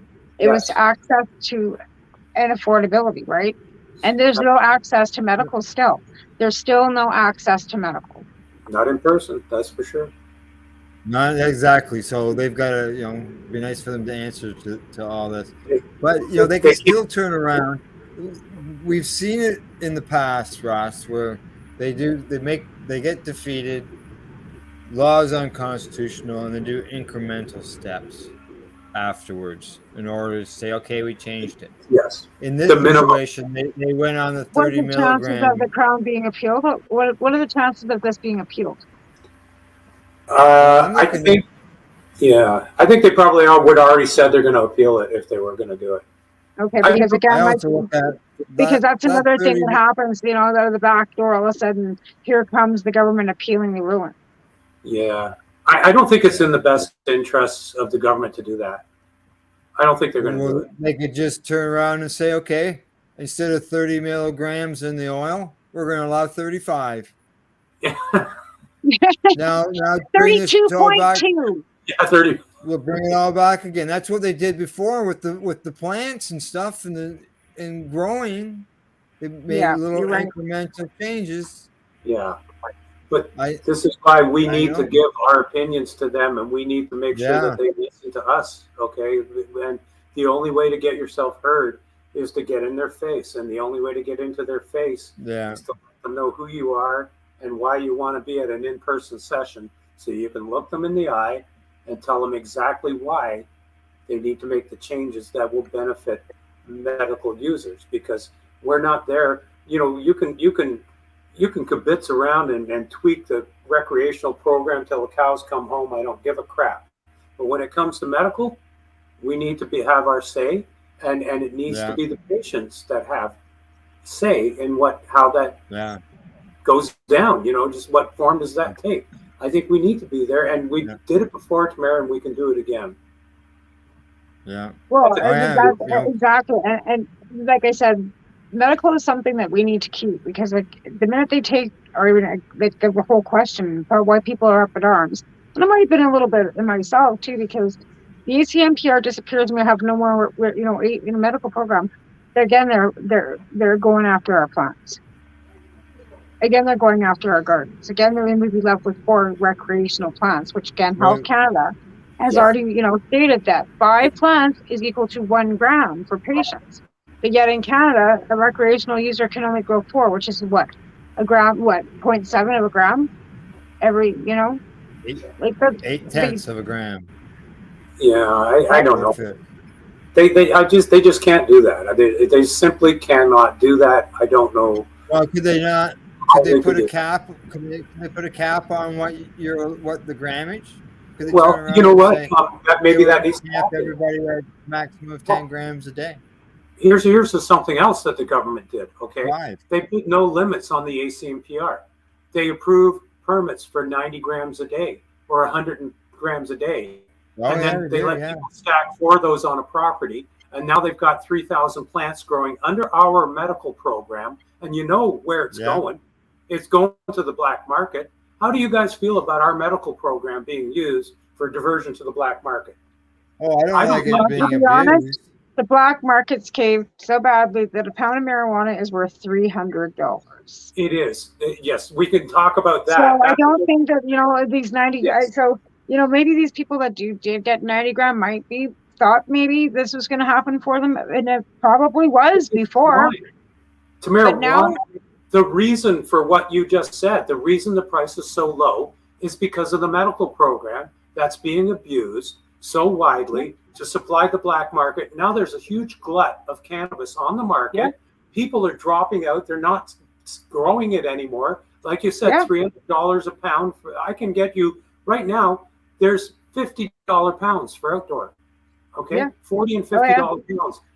I was around in the 1960s. We paid $40 an ounce for weed back then.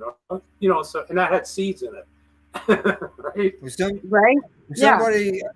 Somebody told me they got an ounce for $20. Yes. And I said, oh shit! Last time I got an ounce for $20. Yeah. I was leaning against the portable in school, getting ready to go to typing class. Why though? Why is it $20, $30? Why? Because of the medical program being abused to flood the market with cannabis in the black market. I'm telling you, that's what it is. This is the whole reason. I know, if anyone knows, this guy knows. I talk to people every day. I have in the past. I mean, we're not in the future. We're retiring and moving on.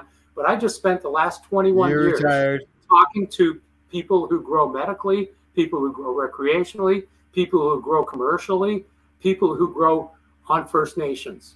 Okay? And that's what I told the people at Health Canada. Is there someone like me on there? Is there someone who has direct experience with all of these 4 groups that knows the ins and outs and all that, has boots on the ground, sees what's going on, sees the abuse of the medical program, sees the $50 pounds? Okay, and why is that? It all comes back to the ACMPR. It all comes back to our right to grow. And I don't like this abuse. It's good. It's making us look bad. It's making the program look bad. But it's entirely their goddamn fault. They're doing it. They let that happen. We assumed when we put our document in, we submitted a document, remember, Tamara, to the government. We assumed that there would be a limit on how much people could grow. And lo and behold, they put no limit on it, 0.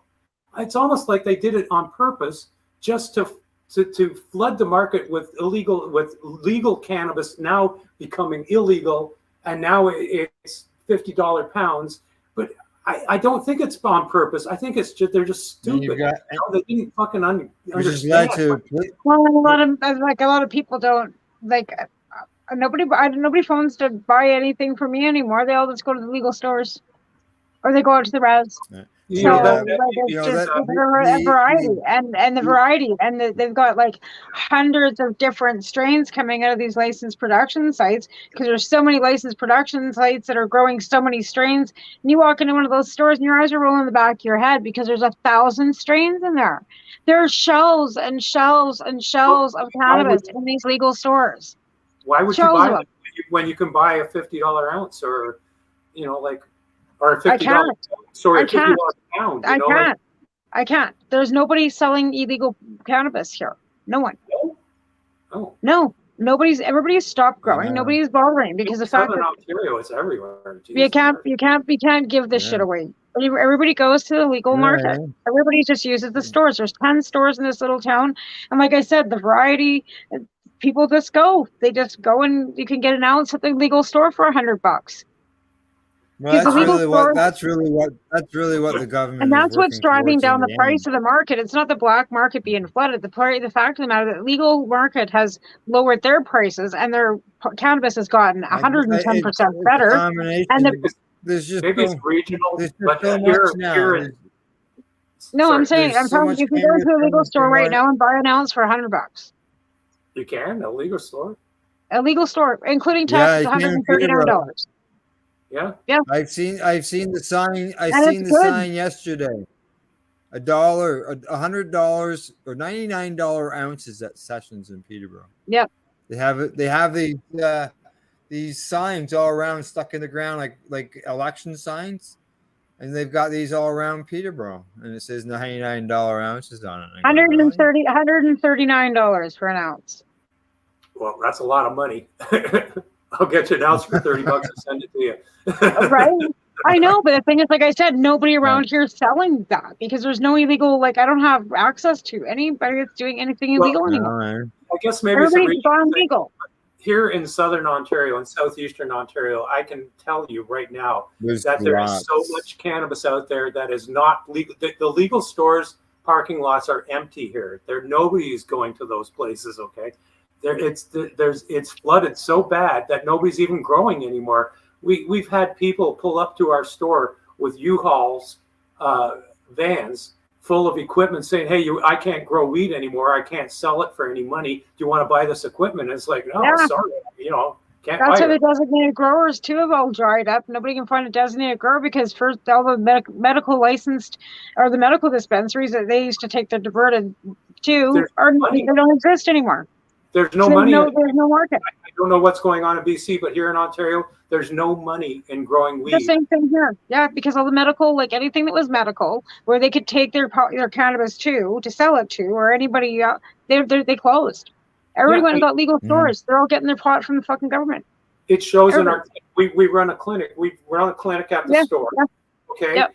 And the number of people coming back for renewals now, it's like 1/10 of what used to be. Like 1 out of 10 people who had permits are now renewing. Wow. So obviously your numbers have dropped as far as people looking for licenses. And maybe that's why the question, and maybe that's why on that questionnaire people are asking, do we even need the medical program anymore?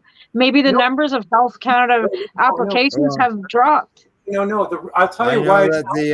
No, I'm not saying that we don't. I'm just saying that maybe the statistics are that Health Canada is seeing a drop in people getting their licensing.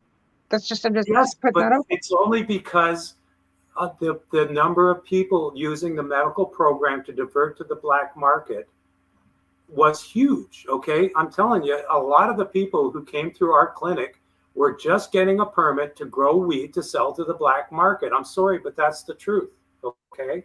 And now they can't sell that weed anymore because there's a glut. There's so much cannabis everywhere. It's not worth their while to even try to do it anymore. Yeah, because of the legal market. Yeah, their permits, and that's weeding out the abusers, the ones who were using the program to divert to the. So now it's 10% of what it used to be, and the 10% that it is now, they're the real patients.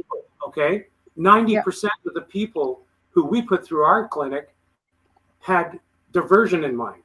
Okay, I'm telling you that straight up. It's the fucking truth.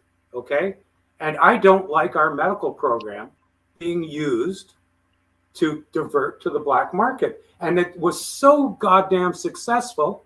Now they don't want to do it anymore because they can't sell their weed because it's everywhere. Okay, I'm just telling you, that's the goddamn truth here in Ontario right now. So, if you're in a city or you're in a remote area, maybe you got no choice but to go to those dumb stores. But those stores here, their parking lots are empty. Okay, nobody goes there. I'm not seeing any lineups. I'm not seeing. No, there's no lineups. I know, like, there's no car in the parking lot. I go by them all the time. They're empty. We have 2 stores here, and one store I hardly ever see a car parked there. Right. The other store is right on the highway, so I do see some people in there, but it's like 1 or 2 cars in the parking lot. It's not as if there's a crowd or anything like that. I don't know. Maybe it's our fault. We taught people how to grow 2-pound plants outdoors. So, even recreationally, you have 4 plants and they're 2 pounds each. All of a sudden, Johnny's got 8 pounds and he doesn't know what to do with it. Right? So he's going to give it to his friends. Well, and he's going, I only smoke an ounce a month. Fuck, how am I going to do with 8 pounds of weed? I don't even need 3/4 for a year. And this is what it is. There's just so much cannabis out there right now. It's just so abundant that you can get it anywhere now, really dirt cheap. And the retail stores here, even, I'm telling you, my customers on the First Nations Reserve of Tyendinaga are suffering. They're sucking air out there. They're not selling weed either. Okay? It's just everybody. If you have anything to do with cannabis, at least in this province, you're sucking air right now. We've been sucking air. Our business is down 80% before we close. Okay? We are a bellwether of what's going on in the market as far as production goes. Right. We're down 80% because it's just not worth growing anymore. Yeah. Well, I was talking to a guy there recently, and I can say that he would back everything you just said about how the market has changed. Yes. As far as in that business. Yeah. Yes, it absolutely has, and we are a bellwether of that. Well, that's what I mean. That's why I kind of pulled my back off too, because I was helping patients all the time, but the guy that I was getting it from couldn't get anything that was decent, and because nobody was growing anything decent, because nobody was growing it because it was too much. Oh, I remember you bitching about the stuff that was left on your porch. God damn moldy shit again. Jeez, moldy, yeah. I just had it. Yeah. And it was cheap, like $500 a pound, but I'm still not paying for moldy shit. Yeah. And then people weren't coming because they only got one choice, right? Yeah. So I don't know where this is all heading. It's all going to be interesting to see where it all goes. Yeah.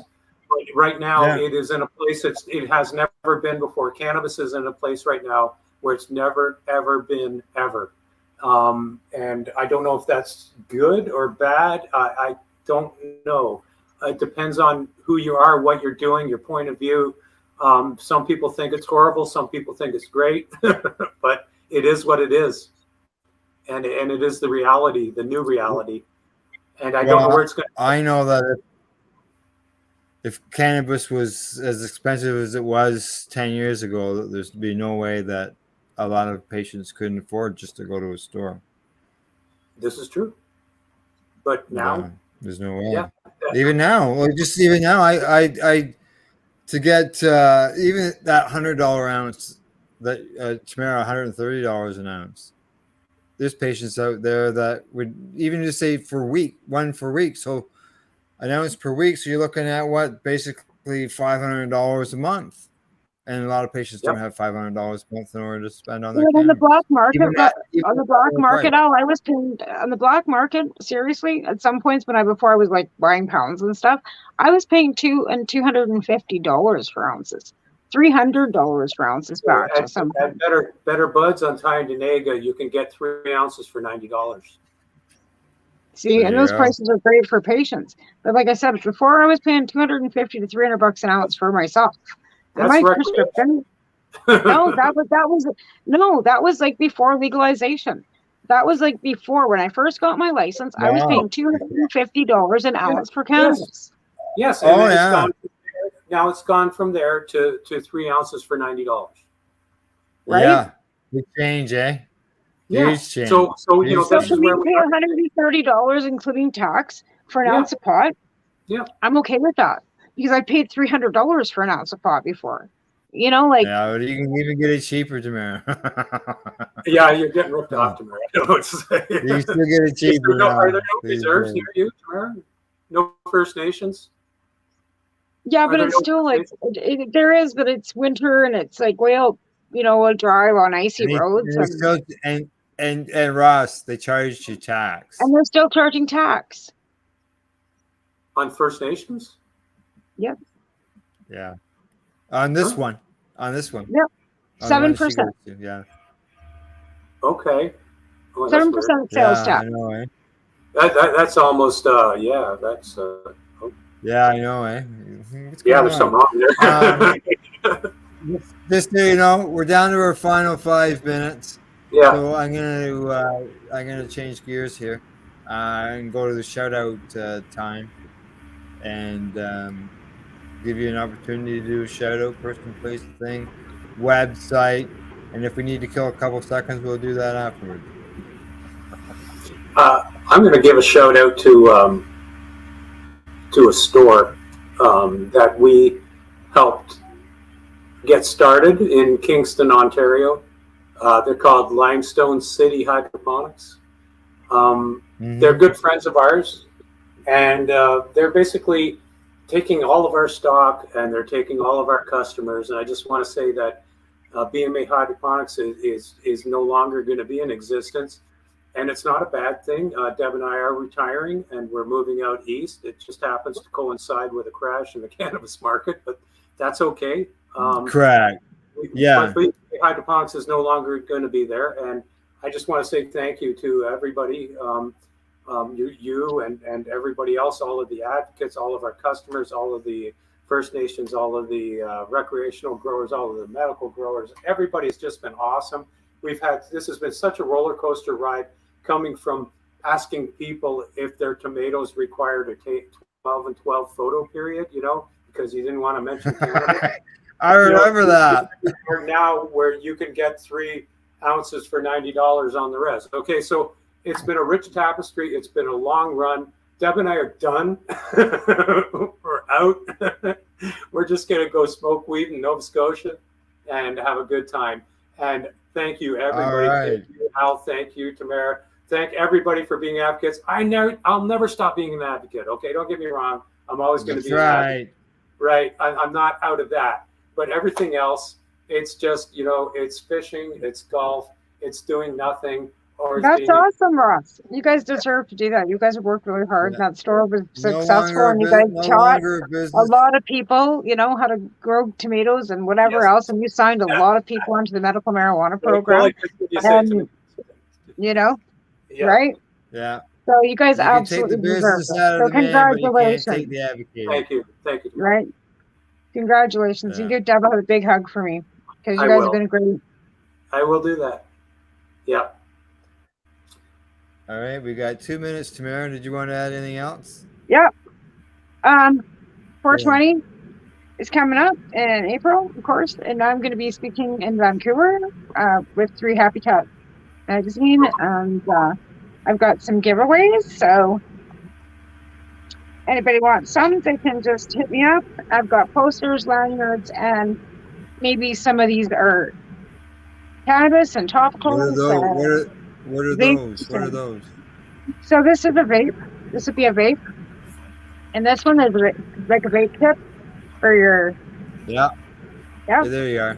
And these are icy pots, right? Yeah. Cool. And I've got other... this looks like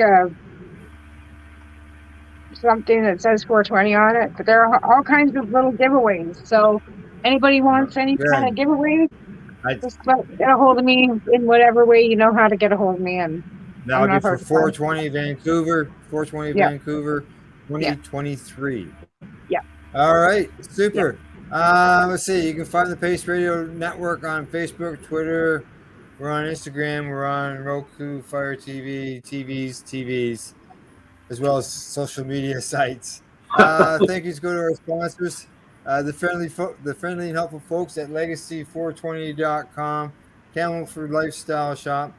And thanks, Ross, for everything you did, BMA Hydroponics, in order to help Pace Radio Network become what we are today. You're welcome, Alan. Thank you for being a great advocate and a great spokesperson for cannabis. I mean, you know, we're like this, okay? We're family, right? Yeah, that's right. That's right. Exactly. Okay, other than that, thank you, everybody. And thanks to our... Oh, I just got a friggin' thing pop up right in front of the screen, right where I was supposed to push a button. Yeah. That's what happens, eh? All right. Thanks to everybody for watching and tuning into the program. We'll see you all next week.